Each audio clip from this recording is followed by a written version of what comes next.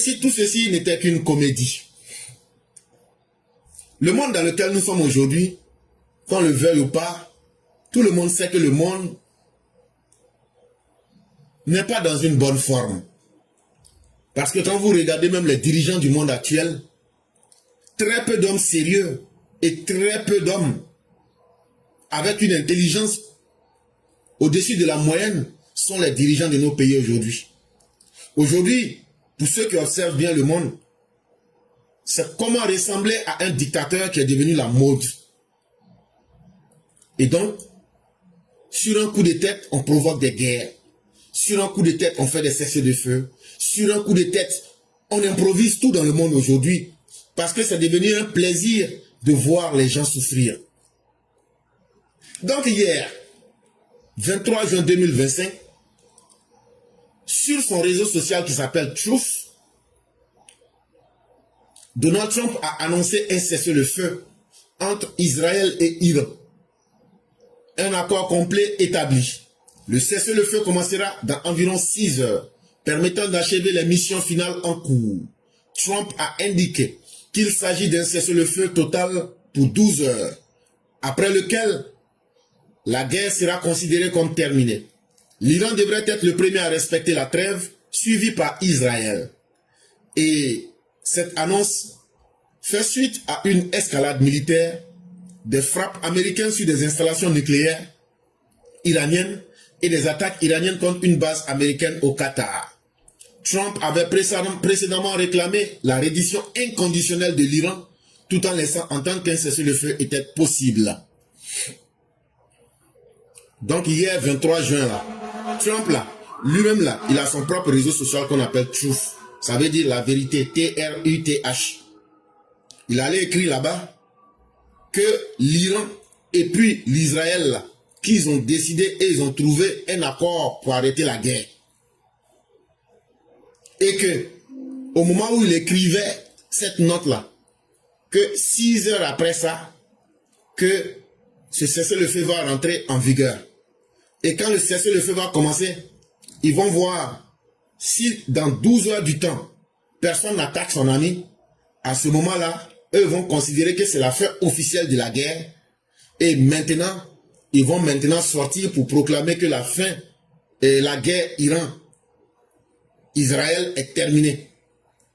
Et les conditions, c'est que c'était l'Iran qui devrait d'abord en premier accepter de ne pas tirer vers l'Israël. Et après maintenant, Israël allait maintenant entrer dans le cessez-le-feu. Voilà ce qui avait été décidé. Mais il faut rappeler aussi que les États-Unis étaient en négociation avec l'Iran bien avant la guerre pour trouver une solution à la bombe nucléaire que l'Iran veut fabriquer. C'est pendant ces négociations-là que Israël a attaqué l'Iran. Et quelques jours après, c'est-à-dire dans la nuit du samedi, du samedi à dimanche passé là, les Américains sont allés bombarder 3 endroits où les Iraniens sont en train de chercher à fabriquer la bombe atomique. Et quand c'est comme ça, les Iraniens étaient fâchés. Hier, eux aussi, ils ont lancé des missiles sur le Qatar où se trouve la base la plus efficace des Américains. Maintenant, quand ils ont fini de faire ça maintenant, il y a eu plusieurs personnes qui ont parlé comme la Chine et il y a eu plusieurs alliances dans le noir. Et Donald Trump est sorti pour venir dire, voilà maintenant qu'il y a un cessez-le-feu. On aurait bien voulu croire à ce cessez-le-feu. Et ce serait même la chose la plus intéressante. Parce que les conséquences pour le monde sont extrêmement lourdes. Il y a une petite partie, vous voyez l'Iran là. L'Iran est situé en plein cœur du monde arabe, qu'on appelle la péninsule arabique. L'Iran est situé au milieu.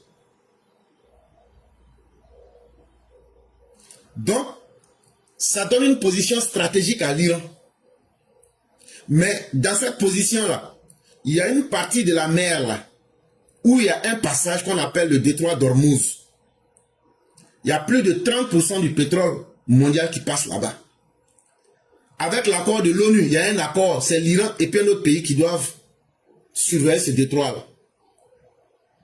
Et l'Iran a décidé, donc comme les Américains sont rentrés en guerre, nous on va bloquer le détroit là. Et on va accentuer la guerre contre toute la sous-région arabe. Donc voilà la réalité dans laquelle nous nous trouvons aujourd'hui. Dans laquelle, pardon, nous nous trouvons.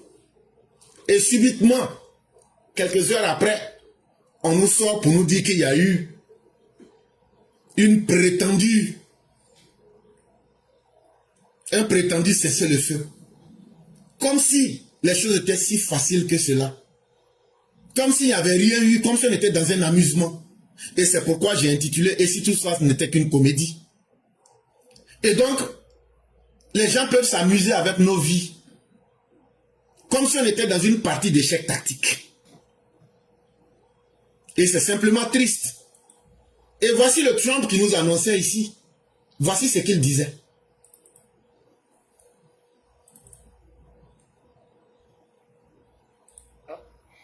And the first time I told this story was a week ago.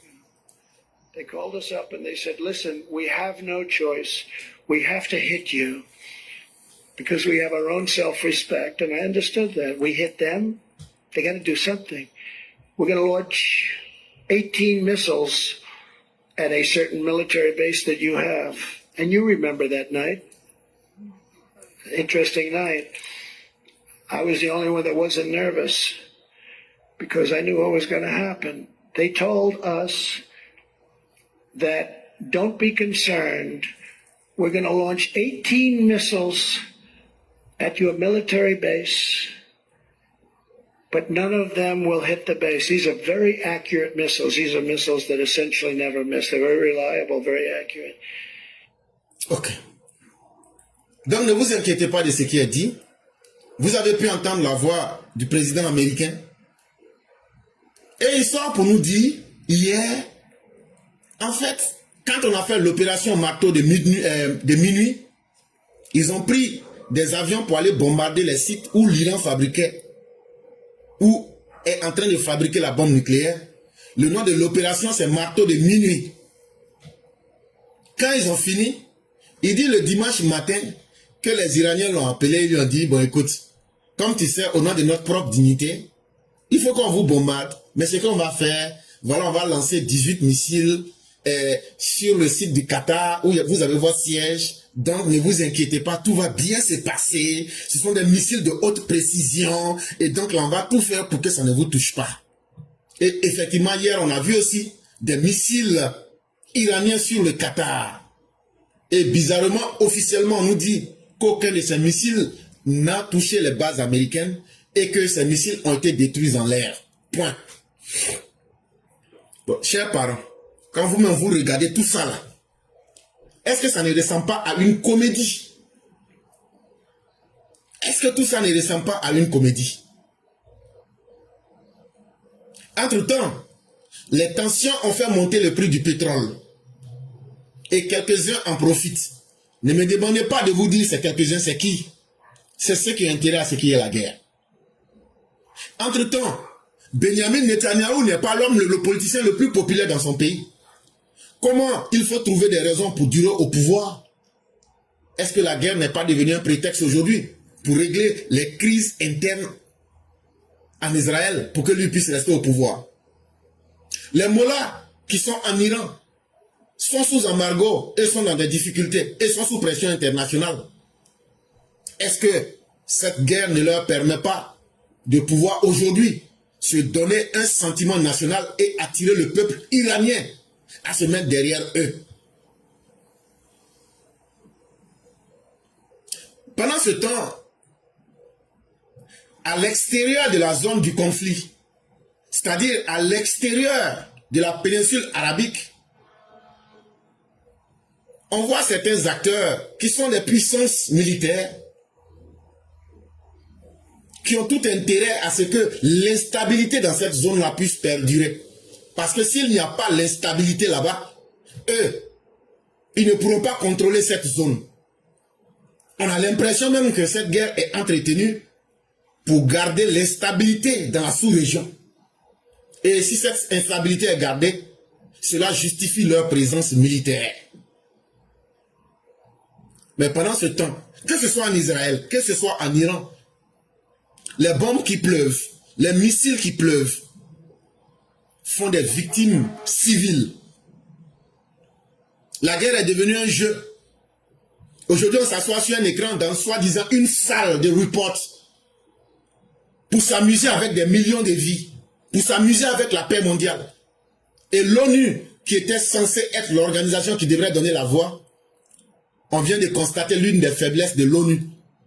L'ONU n'a plus de voix. L'ONU est devenue aphone. L'ONU ne peut plus se prononcer. L'ONU ne peut plus faire des résolutions. Le Conseil de sécurité ne peut plus se réunir. Dans quel monde sommes-nous? Nous sommes simplement dans un monde de comédie, où la guerre est devenue un jeu, où des enfants gâtés peuvent s'asseoir dans leur bureau, décréter la guerre comme décréter les cessez-le-feu.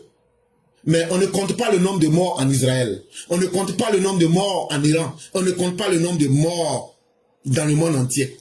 Mais ce que je suis en train de vous dire, ne pensez pas que je suis dans le sentimentalisme pour les Arabes ou bien pour les Juifs. Loin de là. Je vous dis clairement ce que je pense. Moi, je suis un nègre. Je me dis que si les grands de ce monde, si la solidarité raciale, si les gens peuvent aujourd'hui sacrifier des millions de vies de Juifs, si les gens peuvent sacrifier des millions de vies perses, si les gens peuvent, les Perses ce sont les Iraniens, si les gens peuvent sacrifier aujourd'hui des millions de vies d'Arabes, qu'est-ce que toi le nègre, quel est le sens de ta vie et que vaut ta vie dans un tel monde? C'est la question, c'est pourquoi je vous parle de ce sujet. Ne pensez pas que je suis venu le faire parce que la guerre entre l'Iran et l'Irak, moi ça ne m'intéresse pas. Ça ne me fait ni chaud ni froid. Oui, parce qu'il y a eu la guerre chez moi en Côte d'Ivoire, ça n'a pas intéressé le monde. Et donc là, je dois être capable de me respecter. S'ils veulent là, ils n'ont pas se neutraliser. Moi, ça ne me fait ni chaud ni froid. Mais j'utilise aujourd'hui cette situation pour interpeller vous, les nègres. Vous qui suivez tout le monde. Vous qui pensez que c'est les autres qui vont faire votre bonheur. Si eux-mêmes, les blancs entre eux-mêmes, il n'y a pas la pitié, il n'y a pas ce qu'il faut entre eux. Et au nom de leurs intérêts, et au nom d'un certain jeu, ils peuvent s'amuser avec la vie de leurs propres parents. Est-ce que c'est vous les nègres? C'est vous, votre vie, qu'ils vont prendre au sérieux? Et à quelle sauce vous serez mangés? Est-ce que vous les nègres, quand je vois des nègres qui sont là, c'est l'Iran non supporte, d'autres c'est l'Israël non supporte, à cause de la solidarité religieuse, parce que c'est en Israël que Dieu parle. Non, non, on soutient l'Iran, parce que ce sont eux là, ils vont déciencer les Américains, et puis il y aura un nouvel ordre mondial. Ce nouvel ordre mondial là, toi tu as cherché à voir quelle place et quelle influence là-dedans. Il faut que nous réfléchissions. Un être humain sérieux doit être capable de réfléchir sur sa condition. Un être humain sérieux doit être capable de maîtriser les événements de sa vie. Et nous les Africains, et nous les Noirs en particulier, nous sommes très loin de cette réalité. Et c'est nous qui allons devenir le dindon de la farce, quel que soit celui qui gagnera. Et ça, cette vérité-là, il faut l'accepter. Et comme je le disais, pour encore faire continuer la comédie, en ce matin du 24 juin 2025, ce que nous craignons et ce qui faisait que nous ne croyons pas du tout à ce cessez-le-feu, on nous a donné la réponse ce matin. Et voici la réponse qui nous est donnée. Il faut vraiment qu'Israël se calme, parce que ceux ils sont vraiment partis en mission. Moi, tout ce qu'il faut que j'arrive à faire, c'est les calmer. Israël a violé, ils ont tous les violé le cessez-le-feu. Israël, dès qu'on a signé l'accord, qu'est-ce qu'ils ont fait? Ils ont largué un tas de bombes. J'en avais jamais vu autant, j'avais jamais vu autant de frappes. C'était les frappes les plus lourdes jusqu'à présent. Je suis vraiment pas content avec Israël. Quand on leur dit vous avez 12 heures, eh ben vous attendez pas à la toute première heure pour larguer vos bombes. Je suis pas content, je suis pas non plus content avec l'Iran, mais vraiment Israël, je suis très mécontent de ce qu'ils ont fait ce matin parce que une missile qui a été lancé, alors un missile qui a été lancé peut-être par erreur, mais je suis pas content. Si vous voulez, il y a deux pays qui se battent depuis si longtemps que finalement ils savent vraiment plus ce qu'ils sont en train de foutre. C'est bon, vous avez compris? Et donc, à ce matin du 24 juin 2025, Comme dans un amusement, le maître est venu et nous dit qu'Israël a violé le cessez-le-feu. Et que Israël ayant violé le cessez-le-feu, il explique comment Israël a violé le cessez-le-feu. Mais subitement, il nous dit que c'est eux tous qui ont violé le cessez-le-feu. Est-ce que vous comprenez un peu la subtilité? Israël a violé le cessez-le-feu. Tu dis ça. Après, tu viens nous dire que c'est les deux qui ont violé en même temps. Que tu n'es pas content avec l'Israël. Qu'il y a longtemps, ils sont en guerre. Et donc, est-ce que ça suffit? Mais pourtant, c'est celui qui nous avait dit que la guerre était finie, qui est encore venu nous dire que la guerre doit continuer. Et donc, dans quel amusement sommes-nous? On s'amuse avec qui? Et pour quelle raison? Voilà la réalité du monde qui est en face de vous. Et c'est pourquoi nous vous disons, chers Africains, il est plus que temps que vous vous réveillez. Il est plus que temps que vous ouvrez vos esprits. Il est plus que temps que vous acceptez que personne à votre place ne viendra faire votre bonheur. Chers Africains, réveillons-nous. Réveillons-nous. Parce que le monde n'est pas une scène d'amusement. Quittons dans les émotions. Cherchons à nous unir entre nous, Africains. Cherchons à créer une force alternative africaine pour pouvoir assurer notre survie.